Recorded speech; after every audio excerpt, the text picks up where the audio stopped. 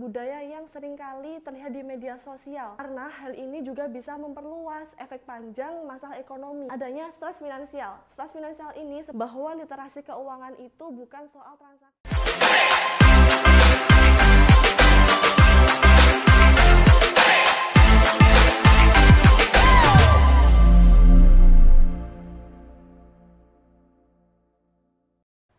Halo Sobat Suara Mahasiswa, kembali lagi bincang-bincang bersama aku yang bukan tentang ngomongin keluh kesah kuliah aja, tapi bisa menambah insight hidup, ekonomi, dan realita yang seringnya sih kantongnya Gen Z itu lebih banyak kosongnya daripada isinya. Oke.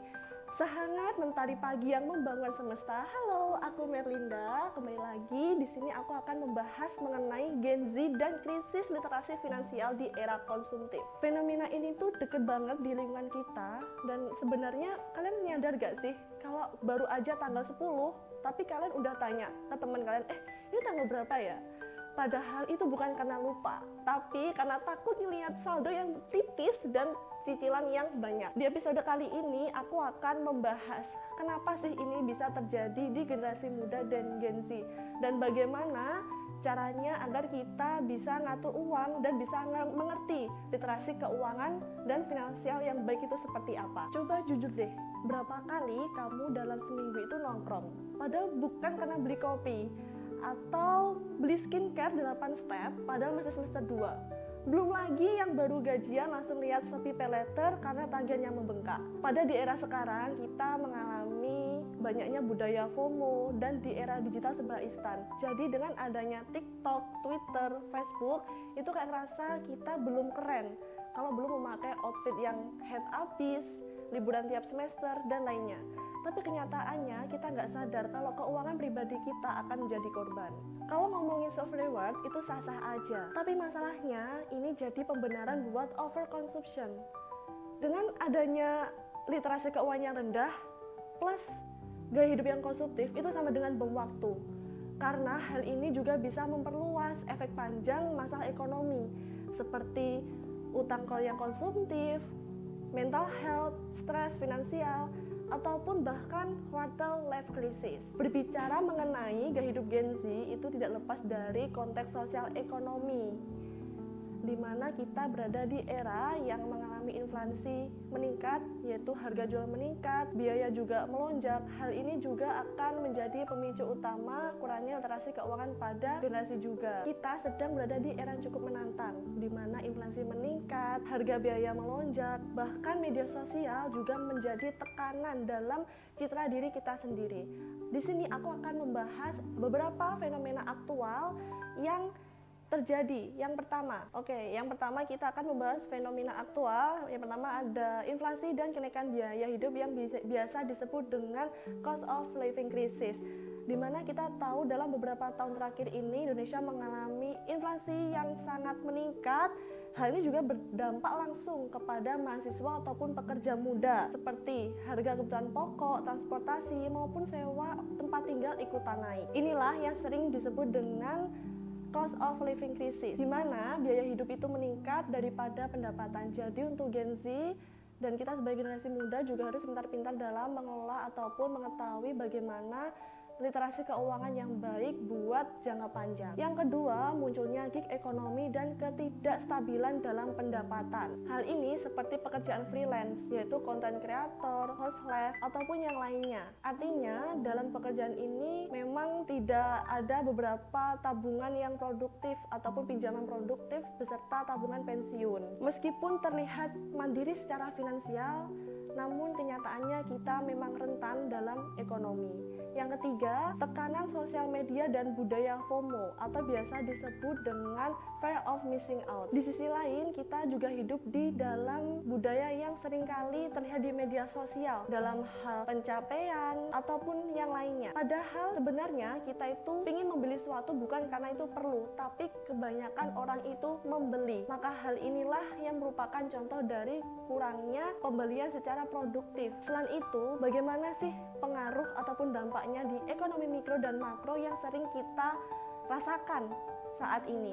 Yang pertama, pada tingkat mikro ataupun ekonomi serta perilaku rumah tangga yang individu dan rumah tangga mengalami banyak generasi muda yang terjebak di dalam budaya FOMO yang hidupnya serba instan tetapi tidak memiliki perencanaan keuangan yang baik. Yang kedua, adanya zero saving culture. Mayoritas Gen Z itu belum punya dana darurat. Jadi misalnya nih, kalau teman-teman kalau HP rusak, motor butuh servis, bahkan jika orang tua butuh bantuan kita secara mendadak, bagaimana? Maka dari itu kita harus mempunyai tabungan dana darurat ketika kita mendapatkan hal-hal yang di luar kendali ataupun pengeluaran kita. Yang ketiga, adanya stres finansial. Stres finansial ini seperti utang yang menumpuk, tagihan, ataupun banyak tagihan di pay later lainnya. Sekarang kita akan menggeser ke level makro. Apa aja sih dampaknya yang sudah kita rasakan selama ini? Yang pertama, lonjakan konsumsi barang impor terus meningkat. Seperti yang kita ketahui bahwa generasi muda ataupun Gen Z itu sukanya check out beberapa barang impor.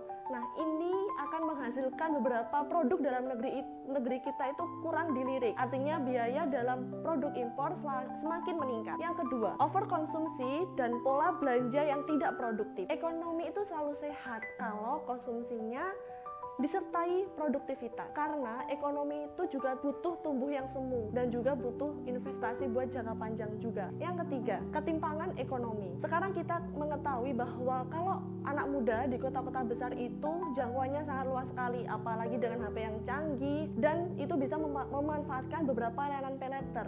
Berbeda dengan anak-anak yang berada di daerah terpencil, mereka jarang mempunyai rekening bank, peralatan atau media sosial yang canggih, maka hal ini akan menambah ketimpangan ekonomi secara luas. Jadi kesimpulannya, di sisi mikro itu membuat kita ketergantungan hidup dalam tekanan ataupun selalu ketergantungan dengan hal-hal yang ada di sekitar kita.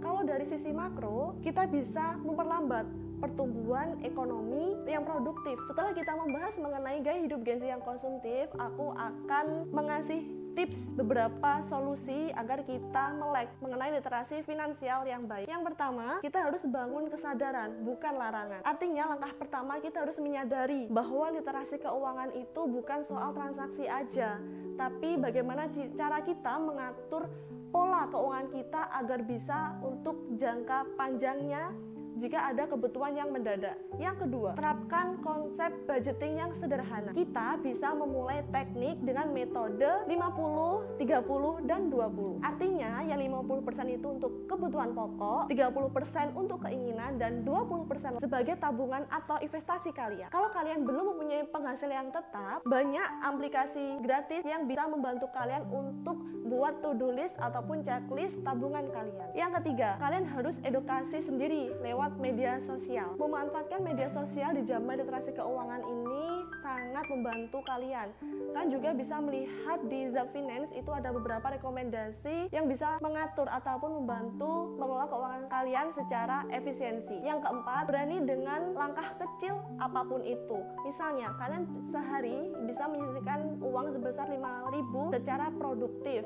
Hal ini juga bisa mencatat semua transaksi pengeluaran kalian juga. Sobat Suara Mahasiswa, di tengah arusnya budaya digital, serba instan maupun budaya FOMO, kita hanya mendapat dua pilihan saja. Ikut arus tersebut atau berdiri kokoh dalam literasi keuangan yang baik. Dan menjadi generasi muda yang melek finansial itu bukan karena pelit, tapi juga karena pilihan yang sangat bagus. Artinya apa? Kita sebagai generasi muda agar tidak mengikuti arus yang konstruktif terus-menerus. Hari ini kita belajar mengenai uang itu bukan soal transaksi uang aja, tapi juga sebagai cerminan hidup kita sendiri. Maka dari itu, kendalikan uangmu sebelum uang mengendalikan diri. Terima kasih sudah mendengarkan bincang-bincang di Sobat Suara Mahasiswa mengenai krisis literasi finansial yang ada di era Gen Z ini. Tetap semangat dan tetap produktif dalam menjaga uangnya supaya nggak habis di akhir bulan ataupun di awal bulan, dan jangan lupa menjadi generasi muda yang gak hanya ningkatin style tapi juga meningkatkan value kalian. Tetap semangat, terus belajar, salam ekonomi berdaya.